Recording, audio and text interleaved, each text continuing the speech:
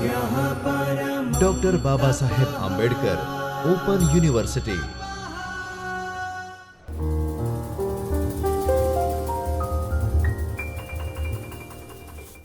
નમસ્તે વિદ્યાર્થી મિત્રો, ડૉક્ટર બાબા સાહેબ આંબેડકર ઓપન યુનિવર્સિટીમાંથી ચૈતન્ય સ્ટુડિયોમાંથી હું doctor Jayshree Koste, assistant professor of commerce, આપ સૌનું હાર્દિક સ્વાગત કરું છું.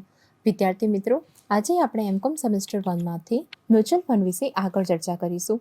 વિદ્યાર્થી મિત્રો, આપણે આગળના લેક્ચરમાં મ્યુચ્યુઅલ ફંડ વિશેની પ્રસ્તાવના, અર્થ, વ્યાખ્યા, મ્યુચ્યુઅલ ફંડના પ્રકારો કયા કયા હતા, મ્યુચ્યુઅલ ફંડનું મહત્ત્વ શું હતું વગેરે વિશે ચર્ચા કરી હતી. આજના લેક્ચરમાં હવે ફરીથી આપણે મ્યુચ્યુઅલ ફંડ વિશેનો બેઝિક કાર્ડ શીખી લઈએ. તો મ્યુચ્યુઅલ ફંડ એટલે કે શું? તો મ્યુચ્યુઅલ ફંડ એક એવી સંસ્થા છે જે નાના રોકાણકારો પાસેથી તેમની બચત એકત્ર કરે છે અને પછી જે બી ભંડોળ ઊભું થાય છે તે ભંડોળનું તે વૈવિધ્યપૂર્ણ પોર્ટફોલિયોમાં રોકાણ કરે છે. વૈવિધ્યપૂર્ણ પોર્ટફોલિયોમાં એટલે કે જે બી બચતો નાના નાના રોકાણકારોની એકઠી થાય છે તે બધાનું ભંડોળ એકત્ર કરીને આ ભંડોળનું રોકાણ ક્યાં કરવામાં આવે છે? તો વિવિધ પ્રકારની જામીનગીરી, જેમ કે શેર છે, ડિબેન્ચર છે, બોન્ડ છે, મની માર્કેટના અલગ અલગ ઇન્સ્ટ્રુમેન્ટ છે, ટ્રેઝરી બિલ છે, કમર્શિયલ બિલ છે, નોટિસ મની છે, કોલ મની છે વગેરે એમાં રોકાણ કરે છે. શું આમ મ્યુચ્યુઅલ ફંડનું કાર્ય શું છે? તો વિવિધ પ્રકારની બચતોને એકત્ર કરીને તેનું ભંડોળ કરવામાં આવે છે. સો મ્યુચ્યુઅલ ફંડની વાત કરીએ તો ભારતમાં મ્યુચ્યુઅલ ફંડની શરૂઆત ક્યારથી થઈ? તો ભારતમાં મ્યુચ્યુઅલ ફંડોના વિકાસ વિશે ચર્ચા કરીએ તો ભારતમાં સર્વપ્રથમ મ્યુચ્યુઅલ ફંડની સ્થાપના 1964માં યુનિટ ટ્રસ્ટ ઓફ ઇન્ડિયા દ્વારા કરવામાં આવી હતી. સો આપણે જે મ્યુચ્યુઅલ ફંડનો બેઝિક કન્સેપ્ટ મેળવ્યો, બેઝિક ખ્યાલ મેળવ્યો, તો ભારતમાં મ્યુચ્યુઅલ ફંડની સ્થાપનાની વાત કરીએ તો ભારતમાં મ્યુચ્યુઅલ ફંડની સ્થાપના ક્યારે કરવામાં આવી છે? તો વર્ષ 1964માં યુનિટ ટ્રસ્ટ ઓફ ઇન્ડિયા દ્વારા કરવામાં આવી છે. આ વર્ષે યુનિટ ટ્રસ્ટ ઓફ ઇન્ડિયાએ અત્યાર સુધીની સૌથી લોકપ્રિય યોજનાનો પ્રારંભ કર્યો હતો. યુનિટ ટ્રસ્ટ ઓફ ઇન્ડિયાની વાત કરીએ તો શેર બજારની સ્થિતિમાં સ્થિરતા લાવવા માટે તેણે ખૂબ જ મહત્ત્વનું યોગદાન આપ્યું છે. તેણે વિવિધ પ્રકારના આવક જૂથો અને વય જૂથોને ધ્યાનમાં રાખીને વિવિધ પ્રકારની યોજનાઓ પણ બહાર પાડી હતી. વર્ષ 1956માં જે કંપની ધારો પસાર કરવામાં આવ્યો તે કંપની ધારામાં કેટલીક નિયંત્રણાત્મક જોગવાઈઓ હતી અને આ જોગવાઈઓને લીધે મ્યુચ્યુઅલ ફંડની સ્થાપના થઈ શકે તેમ ન હતી. એના પછી વર્ષ 1987માં સરકારે બેન્કિંગ નિયમન ધારામાં જરૂરી સુધારો કર્યો, જેને લીધે જાહેર ક્ષેત્રની બેન્કો માટે સબસિડરી કંપની સ્થાપીને મ્યુચ્યુઅલ ફંડ શરૂ કરવાનું શક્ય બન્યું. રિઝર્વ બેન્કે સર્વપ્રથમ સ્ટેટ બેન્ક ઓફ ઇન્ડિયાને આ અંગેની મંજૂરી આપી અને ત્યારબાદ કેનેરા બેન્કને પણ મ્યુચ્યુઅલ ફંડ શરૂ કરવાની પરવાનગી મળી. ત્યાર પછીના વર્ષોની વાત કરીએ તો જાહેર ક્ષેત્રની અનેક બેન્કો જેવી કે ઇન્ડિયન બેન્ક છે, Punjab national bank, bank of India કે બેન્ક ઓફ બરોડા વગેરે મ્યુચ્યુઅલ ફંડોની સ્થાપના કરી છે. તો બેન્કિંગ ક્ષેત્રમાં મ્યુચ્યુઅલ ફંડની વાત કરીએ તો 1987માં સરકારે જે જરૂરી સુધારા કર્યા એ પછી સ્ટેટ બેન્ક ઓફ ઇન્ડિયા છે, પછી કેનેરા બેન્ક છે, ઇન્ડિયન બેન્ક છે, પંજાબ નેશનલ બેન્ક છે, bank of India, bank of Baroda છે વગેરેને મ્યુચ્યુઅલ ફંડોની સ્થાપના કરવાની શરૂઆત કરી છે. મ્યુચ્યુઅલ ફંડનું મેઇન કાર્ય શું છે? તો મ્યુચ્યુઅલ ફંડનું મેઇન કાર્ય રોકાણકારોને સલામતી અને નિશ્ચિત આવક આપવાનું છે. સો મ્યુચ્યુઅલ ફંડ છે જે રોકાણકારોને શું કરે છે? તો સલામતી અને નિશ્ચિત આવક આપે છે. તો આ બાબતને લીધે મ્યુચ્યુઅલ ફંડનું ચીવટ અને કાળજીપૂર્વક સંચાલન થાય તે પણ ધ્યાનમાં જોવું જોઈએ. સો આમ ભારતમાં મ્યુચ્યુઅલ ફંડોનો વિકાસ થયેલો છે. હવે મ્યુચ્યુઅલ ફંડ અંગે કેટલીક સેબીની માર્ગદર્શિકા પણ છે. તો તે સેબીની માર્ગદર્શિકા કઈ કઈ છે? તો આપણે તેના તરફ નજર કરીએ તો મ્યુચ્યુઅલ ફંડની કામગીરી પર securities exchange board of India એટલે કે સેબીની માર્ગદર્શિકા. તો ભારત સરકારે ફેબ્રુઆરી 1992માં જાહેર ક્ષેત્ર, ખાનગી ક્ષેત્ર અને સંયુક્ત ક્ષેત્રે સ્થપાયેલા તમામ મ્યુચ્યુઅલ ફંડો માટે સર્વગ્રાહી માર્ગદર્શિકાઓ જાહેર કરી હતી. તો ભારત સરકાર દ્વારા ફેબ્રુઆરી 1992માં શું કરવામાં આવ્યું? તો જાહેર ક્ષેત્ર છે, ખાનગી ક્ષેત્ર છે અને સંયુક્ત ક્ષેત્રે સ્થપાયેલા તમામ મ્યુચ્યુઅલ ફંડો માટે એક સર્વગ્રાહી માર્ગદર્શિકાઓ જાહેર કરી હતી. આ માર્ગદર્શિકાને અનુલક્ષીને જાન્યુઆરી 1993માં સરકારની એક જાહેરાત અન્વયે તમામ મ્યુચ્યુઅલ ફંડોને સિક્યુરિટીઝ એક્સચેન્જ બોર્ડ ઓફ ઇન્ડિયાના નિયમન હેઠળ આવરી લેવામાં આવ્યા છે. તો આ ખૂબ જ મહત્ત્વની વાત છે કે આ બધી માર્ગદર્શિકાઓને અનુલક્ષીને જાન્યુઆરી 1993માં શું કરવામાં આવ્યું, તો સરકારની એક જાહેરાત અન્વયે જે બી તમામ મ્યુચ્યુઅલ ફંડો છે, આ બધા તમામ મ્યુચ્યુઅલ ફંડને સિક્યોરિટી એક્સચેન્જ બોર્ડ ઓફ ઇન્ડિયાના નિયમન હેઠળ આવરી લેવામાં આવ્યા છે. આ મ્યુચ્યુઅલ ફંડની સ્થાપના ઇન્ડિયન પબ્લિક ટ્રસ્ટ એક્ટ હેઠળ ટ્રસ્ટ તરીકે કરવામાં આવશે અને તેનું સંચાલન એસેટ મેનેજમેન્ટ કંપની દ્વારા અલગ રીતે થશે. આવી એસેટ મેનેજમેન્ટ કંપનીની લઘુત્તમ મૂડી પર્યાપ્ત ₹5 કરોડની હોવી જોઈએ, જે પૈકી ફંડના પ્રાયોજકોનો ઓછામાં ઓછો હિસ્સો 40% હોવો જોઈએ.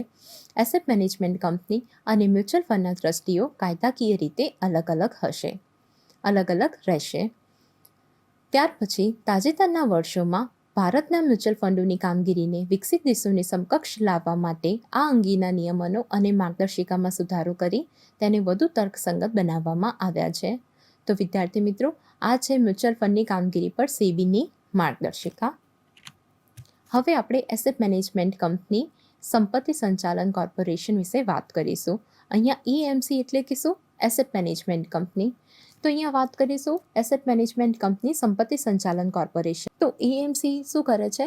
તો EMC રોકાણ કરવા, સંશોધન કરવા, એજન્ટ અને રોકાણકારની સેવા આપવા માટે મોટી સંખ્યામાં વ્યાવસાયિકોને રોજગારી આપે છે.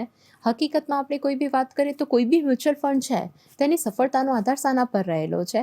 તો તેની સફળતાનો આધાર સંપત્તિ સંચાલન કોર્પોરેશનની કાર્યક્ષમતા પર જ રહેલો છે. કારણ કે સંપત્તિ સંચાલન કોર્પોરેશનનું કામ શું છે? તો વિવિધ પ્રકારની જે મ્યુચ્યુઅલ ફંડોની યોજના છે તેના સંચાલનનું છે. તેથી કોઈ બી પ્રકારના મ્યુચ્યુઅલ ફંડની સફળતા છે તે તેના પર જ આધારિત છે. સંપત્તિ સંચાલન કોર્પોરેશન મ્યુચ્યુઅલ ફંડની કામગીરી અંગે ત્રિમાસિક અહેવાલ ટ્રસ્ટીઓને સુપરત કરે છે, જે સંપત્તિ સંચાલન કોર્પોરેશનને માર્ગદર્શન અને નિયંત્રણ કરે છે. હવે આપણે મ્યુચ્યુઅલ ફંડનું સંચાલન વિશે વાત કરીશું. તો મ્યુચ્યુઅલ ફંડ શું છે? તો મ્યુચ્યુઅલ ફંડ એક સંસ્થા છે જે વિવિધ પ્રકારના રોકાણકારો પાસેથી, જે નાના રોકાણકારો હોય છે, તો તેમની પાસેથી તેમની બચત એકત્ર કરીને મોટું ભંડોળ ઊભું કરે છે. અને આ ભંડોળનું રોકાણ ક્યાં કરવામાં આવે છે? તો આ ભંડોળનું રોકાણ વિવિધ પ્રકારની જામીનગીરી, જેમ કે શેર છે, ડિબેન્ચર છે, પછી બોન્ડ છે, પછી મની માર્કેટના વિવિધ ઇન્સ્ટ્રુમેન્ટ છે, તેમાં કરવામાં આવે છે. અને તેમાં રોકાણ કરીને શું કરે છે મ્યુચ્યુઅલ ફંડ? તો જે બી રોકાણકાર હોય છે તેમને ઇષ્ટતમ વળતર પ્રોવાઈડ કરે છે.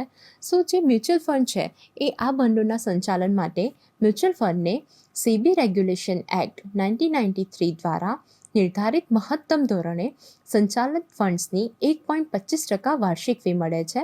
અને જો ભંડોળ 100 કરોડથી વધુ હોય તો ફક્ત 1% ફી મળે છે. તે કરતાં વધુ લઈ શકતા નથી. સો જે મ્યુચ્યુઅલ ફંડ પોતાની કામગીરી કરે છે, તો મ્યુચ્યુઅલ ફંડને એના બદલામાં શું મળે છે? તો એના માટે મ્યુચ્યુઅલ ફંડને સેબી રેગ્યુલેશન એક્ટ 1993 મુજબ નિર્ધારિત મહત્તમ ધોરણે સંચાલિત જે ફંડ છે તેના 1.25% વાર્ષિક ફી મળે છે. અને જો ભંડોળની અમાઉન્ટ 100 કરોડથી વધુ હોય છે તો ફક્ત 1% ફી મળે છે. તે કરતાં તે વધુ ફી લઈ શકતા નથી. અલબત્ત નિયમિત ખર્ચ જેવા કે કસ્ટોડિયલ ફી, ડિવિડન્ડ વોરંટનો ખર્ચ, નોંધણી માટેની ફી, એસેટ મેનેજમેન્ટ ફી વગેરે સંબંધિત યોજનાઓમાં ખર્ચ થાય છે. આ ખર્ચ દર વર્ષે સંબંધિત યોજનાઓમાં અસ્કયામતોના 3% કરતાં વધુ ન હોઈ શકે. સો આ જે બી ખર્ચ છે, આ બધા ખર્ચ છે એ સંબંધિત યોજનાઓમાં દરેક વર્ષે સંબંધિત યોજનાઓમાં અસ્કયામતોના 3% કરતાં વધુ ન હોઈ શકે. બાકીના જે બી નાણાં હોય છે તે રોકાણકારોને સુપરત કરવામાં આવે છે. સો આ મ્યુચ્યુઅલ ફંડનું સંચાલન થતું હોય છે. હવે આપણે મ્યુચ્યુઅલ ફંડમાં જોખમો વિશે ચર્ચા કરીએ. તો મ્યુચ્યુઅલ ફંડમાં જોખમો વિશે ચર્ચા કરીએ તો મ્યુચ્યુઅલ ફંડમાં કયા પ્રકારના જોખમો રહેલા છે? તો મ્યુચ્યુઅલ ફંડમાં આ 5 પ્રકારના જોખમો રહેલા છે. પહેલું છે બજારના જોખમો, બીજું યોજનાકીય જોખમો, ત્રીજું રોકાણનું જોખમ, ચોથું વ્યવસાયનું જોખમ અને પાંચમું છે રાજકીય જોખમો. સૌપ્રથમ વાત કરીશું બજારના જોખમોની. તો બજારના જોખમોની વાત કરીએ તો બજારના જોખમો કોને કહેવાય? તો આપણે બધા જાણીએ છીએ કે મ્યુચ્યુઅલ ફંડમાં શેરમાં પણ રોકાણ કરવામાં આવતું હોય છે. તો જ્યારે શેરમાં રોકાણ કરવામાં આવે છે ત્યારે તેની સાથે કેટલાક જોખમો સંબંધિત છે, જેને બજારના જોખમો કહે છે. આપણે બધા જાણીએ છીએ કે જે શેરના ભાવ હોય છે તે દેશના અર્થતંત્ર સાથે સંકળાયેલા હોય છે. તો અર્થતંત્રની સ્થિતિ હોય છે તેનાથી શેરના ભાવ સંબંધિત હોય છે. એટલે કે શેરના ભાવમાં ડાયરેક્ટલી અર્થતંત્રની અસર જોવા મળે છે. અર્થતંત્ર અર્થતંત્રમાં જે બી તેજી અને મંદી હોય છે તે શેરના ભાવમાં રિફ્લેક્ટ થતા હોય છે. સો આ જે બી બજારના જોખમો છે તેમને ઘટાડી શકાય છે, પરંતુ સંપૂર્ણપણે દૂર કરી શકાતા નથી. સો આમ મ્યુચ્યુઅલ ફંડમાં બજારના જોખમો રહેલા હોય છે. પછી બીજું છે યોજનાકીય જોખમો. તો આપણે અગાઉના લેક્ચરમાં મ્યુચ્યુઅલ ફંડના વિવિધ પ્રકારો ભણી આવ્યા છે. તો મ્યુચ્યુઅલ ફંડના જે વિવિધ પ્રકારો છે એવી રીતે મ્યુચ્યુઅલ ફંડમાં વિવિધ પ્રકારની યોજનાઓ છે. તો યોજનાઓની વાત કરીએ તો દરેક પ્રકારની યોજનામાં જોખમ તો રહેલું છે, પરંતુ કઈ યોજનામાં જેટલું જોખમ રહેલું છે તે શાના પર આધારિત છે? તો તે યોજનાના પ્રકાર પર આધારિત છે. શું આમ મ્યુચ્યુઅલ ફંડમાં યોજનાકીય જોખમ રહેલું હોય છે, કારણ કે તે યોજના સાથે સંબંધિત છે. કઈ યોજનામાં કયા પ્રકારનું જોખમ છે અને કેટલું જોખમ છે તે યોજનાના પ્રકાર પર આધારિત છે. આપણે ફોર એક્ઝામ્પલ એક ઉદાહરણથી સમજીએ તો જે શુદ્ધ વૃદ્ધિની યોજના છે, તો શુદ્ધ વૃદ્ધિની યોજનામાં જોખમ સૌથી વધુ હોય છે. તો શુદ્ધ વૃદ્ધિની યોજનામાં રોકાણકાર શું એક્સપેક્ટ કરે છે? તો શુદ્ધ વૃદ્ધિની યોજનામાં રોકાણકારને તેમના મૂલ્ય છે જે રોકાણ કરવામાં આવ્યું છે તેની મૂલ્યમાં તે વૃદ્ધિ ઈચ્છે છે, તો તેના કારણે તેને વધુ જોખમ લેવું પડતું હોય છે. તો આમ મ્યુચ્યુઅલ ફંડમાં યોજનાકીય જોખમો પણ રહેલા છે. ત્રીજું છે રોકાણનું જોખમ. હવે રોકાણના જોખમની વાત કરીએ તો મ્યુચ્યુઅલ ફંડમાં જે કરેલું રોકાણ છે, તો મ્યુચ્યુઅલ ફંડ દ્વારા આપણને પૈસા મળશે કે તે ડૂબી જશે? તો તે શાના પર આધારિત છે? તો તે એસેટ મેનેજમેન્ટ કંપનીની રોકાણની સલાહ પર આધારિત છે. સો મ્યુચ્યુઅલ ફંડમાં જે રોકાણ કરવામાં આવે છે તેમાં પણ જોખમ રહેલું હોય છે, કારણ કે મ્યુચ્યુઅલ ફંડ દ્વારા આપણને જે પૈસા આપણે ઇન્વેસ્ટ કર્યા છે તેનાથી આપણને પૈસા પાછા મળશે કે તે ડૂબી જશે, તે મેઇનલી કોના પર આધારિત છે? તો એસેટ મેનેજમેન્ટ કંપનીની રોકાણની સલાહ પર આધારિત છે. ઘણી વખત એવું પણ બને છે કે એસેટ મેનેજમેન્ટ કંપનીની જે રોકાણની સલાહ છે તે અવળી પડે છે, તો તેના કારણે ફંડોને ઘણું નુકસાન સહન કરવું પડે છે. પછી ચોથા નંબરનું છે વ્યવસાયનું જોખમ.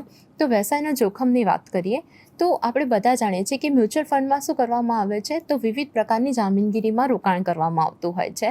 તો ઘણી બધી વખત વિવિધ પ્રકારની કંપની હોય છે તેમના શેરમાં પણ રોકાણ કરવામાં આવે છે. તો આ જે વિવિધ પ્રકારની કંપની છે જેના શેરમાં રોકાણ કરવામાં આવેલું છે, તો તે કંપનીનો વ્યવસાય પણ અફેક્ટ કરી શકે છે.